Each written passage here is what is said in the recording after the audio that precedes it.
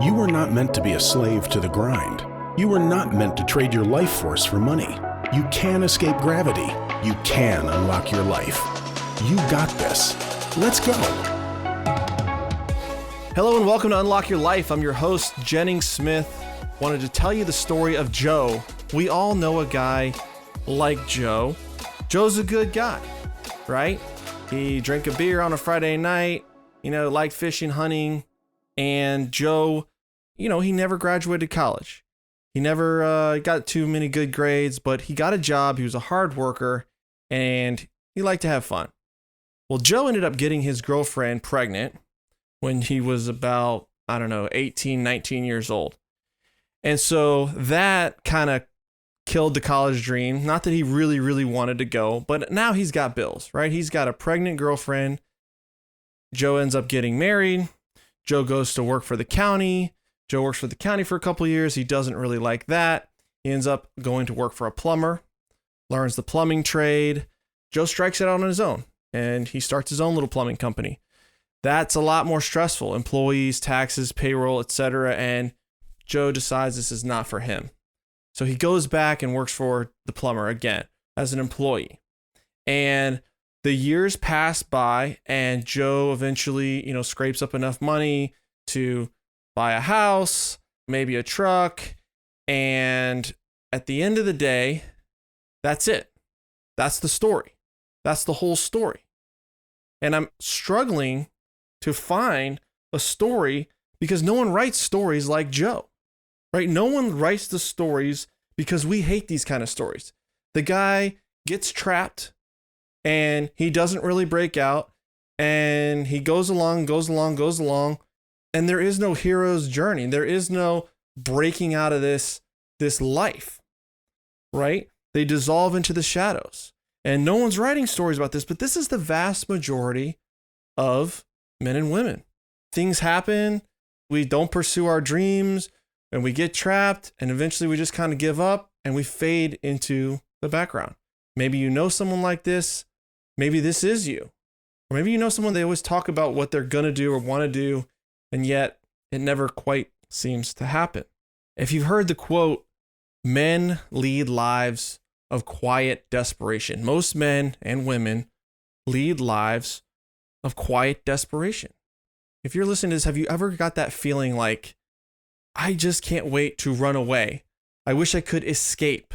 I wish I could escape the pressures, but you can't, right? Those bills keep on coming. You went out and you bought a car, or you leased a car. You've got a car payment and you need a car. You went out and bought a house, or you moved into an apartment. You got to pay the rent on the apartment. There's a water bill and a power bill, and you got married, and your wife wants things and needs things. And then you have kids, and now you got to feed the baby, and you got to watch the baby, and the baby's taking up more and more of your time. And there really is no other time to do anything. And we get trapped because we're playing this game and the stakes are high, right? The stakes are very, very high. What if you just did decide to escape? What if you did decide to stop doing what you didn't want to do? Like, you're in a job you hate, you're stuck doing that, and you're just done with it. Well, you're playing a dangerous game there. I mean, your spouse is probably going to leave you. Your kids are going to look at you as a complete failure as a father. You're going to lose your house. You're going to lose your car. You're going to eventually be homeless if this is the path that you take. And so the stakes are really, really high. And so we have to overcome those stakes, right? We can't let that happen to us. And so we choose a safe path, right? We look at what's in front of us. I got to make money today because I've put myself in this situation, right? I've put myself, whether it's good or bad or indifferent, you're in that situation. And so when you're in that situation, you've got to make something happen. And so you choose a safe path. And a lot of times this can be just something that we don't really, really want to do. So I'm going to tell you another story. And this is a story that's personal to me. My current state was a contractor. I had 3 kids. I got 4 now. I had 3 kids. I got a wife. I got a mortgage. I actually had a rental home as well. I was renting a house while I was renovating my house. Lots of bills. IRS knocking at my door. Economy going to hell. This is in 2010, 11. Things not going very well for me at all. And I definitely wanted to escape. On top of that, my current state was a contractor. I was supposedly my own business owner, right? But here was my day to day. I got up at 6 a.m., organized all the tools and teams for the day, what we're going to do, what jobs we're going to go to. I had 8, 9 employees. I had to think about what each and every one of them was going to do all day to not cost me money, but to try and make me money. And so I'm focusing on this from 6 to 7. Then at 7:30, all these guys are showing up at my house, at my personal house. We're having a team meeting. I'm telling them what they all got to do. And then I'm strapping on the tool belt and I'm going to the jobs and I'm making stuff happen and I'm making sure they're on track and I'm making sure the client is happy. Clients, they're not paying you. They're paying you slow. I'm a good guy. I underbid some stuff. I'm not making any money here. I'm losing money there. And then, occasionally I would make money. I'm not saying I never made money, but it was just a very difficult hamster wheel that I was on for many, many, many, many years. But here was the issue. I could easily make anywhere from $60,000, $70,000 to $150,000 a year doing that. I say easily. There's nothing easy about it, but I could make that money consistently. And I needed that money.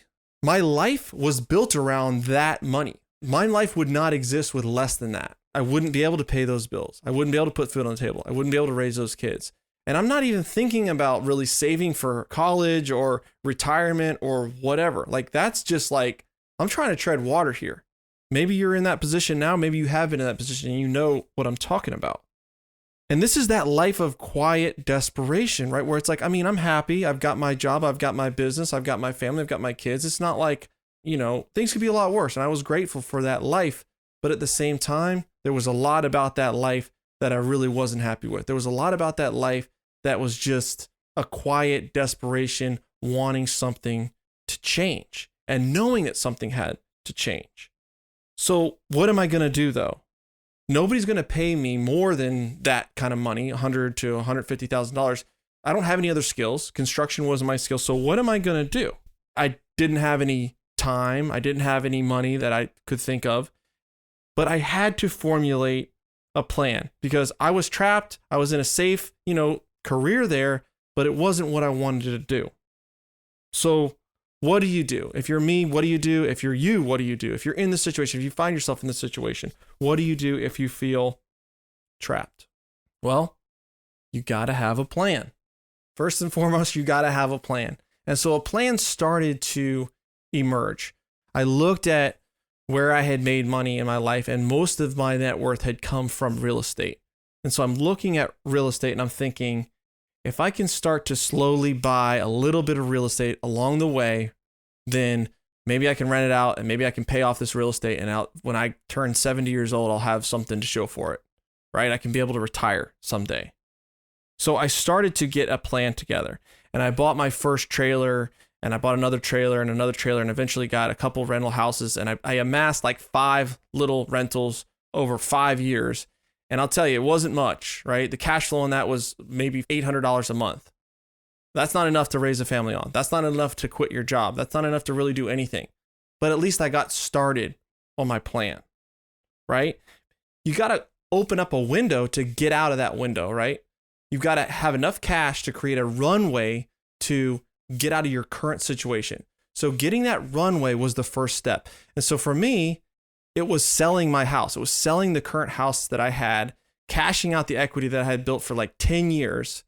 And I also took the risk of selling my company, right? Selling my company and getting out of construction, putting a stake in the ground and saying, I'm not going to do that anymore.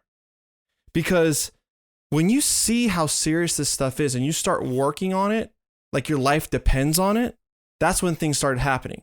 When I would have an extra hour, I would be studying real estate. When I had an extra $1,000, I was buying a real estate course. I scraped together a few $1,000s to go to a conference. I would spend weekends hunting real estate deals, combing the MLS, combing Crexy, all that stuff, because I knew that I had to get through that window.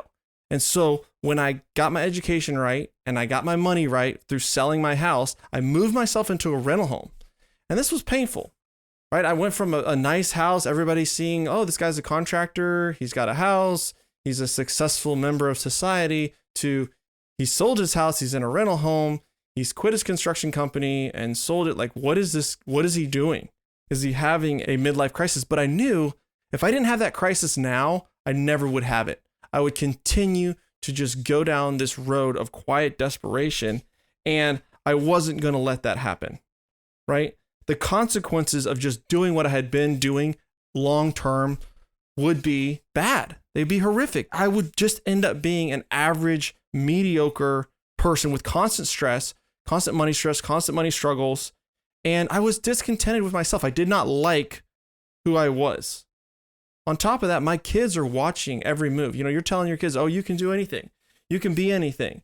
You can have this great life. You can have this freedom. And they're watching your life unfold in real time. And they're seeing, yeah, dad says this, but it isn't really true. This isn't what he's living. So getting my plan together was step one. I started working that plan. 5 years ago, I started working this plan. And it slowly crystallized, by coming to that point where it's like, I've screwed up. I've got to change. I've got to make a plan. I've got to do something different. And so, sold my house, saved the money, moved into a rental, exited the company, and channeled all of my efforts into multifamily real estate. I saw that single family homes wasn't the path to really get to where you can quit your job and do big things. Like, I thought I'm going to go into something I can scale a lot easier, that's another podcast show, is multifamily versus single family. But learning the skill and investing my time and my money into something, and it was very scary, right? But it paid off. And if you're where I was, every dollar that you can save, you need to save. Every minute that you have to invest in yourself and your education and getting yourself out of this hole that you've dug yourself in, you need to dedicate it. When you're casual about this, casual about going out to eat, spending money, not educating yourself, not learning new skills, scrolling Instagram, watching TV, Netflix, when you're in a prison, if you're not committed to change something and recognize where you're going to be in 10 years, 20 years, you're not going to get out of it. It's going to have consequences. The economy is not going to change and save you. The next president's not going to save you. Inflation's still going to happen. Cars are going to become more expensive. Rent's going to go up. Groceries are going to go up. All this stuff. If you don't make a massive pivot, things will not get better. They will not. They will get worse. If you don't invest and save and change your future, nobody will change it for you. I wish they would, but that's just the cold hard facts. And those that rely on the government or politicians or circumstance or the lottery to change what they're doing, it just doesn't work. So recognize the gravity of the situation and recognize the amount of money, action, time, and dedication it's going to take to pivot and get started. Here's the thing is, most people see this, they see it, and they see the mountain of work, and they see what it's going to take, and they turn back to the life of quiet desperation. 90 to 95% do that. They don't pivot. They don't care enough. They'll complain about it. They'll whine. But at the end of the day, it's not enough to make a real change. They don't see the urgency. But some do. Some will. Right? They will see that. They see down the road where they're going to be, and they see the positive side of that, right? Because as this curve on one end can go down, the curve can also exponentially go up, right? And that's the curve that my life started to go on. Once I made these commitments and I made these pivots and I started to invest in myself, I started to do different things, that momentum builds and builds and builds and starts to pull you up in the other trajectory. Just as hard as it can pull you down, that slight edge of habits compounding over time builds up. So know the consequences of staying on the path that you're on. Know the consequences of living a life of quiet desperation, and wake up. All right, guys, that's what I got for you today. I appreciate you, and don't forget to unlock your life. Peace.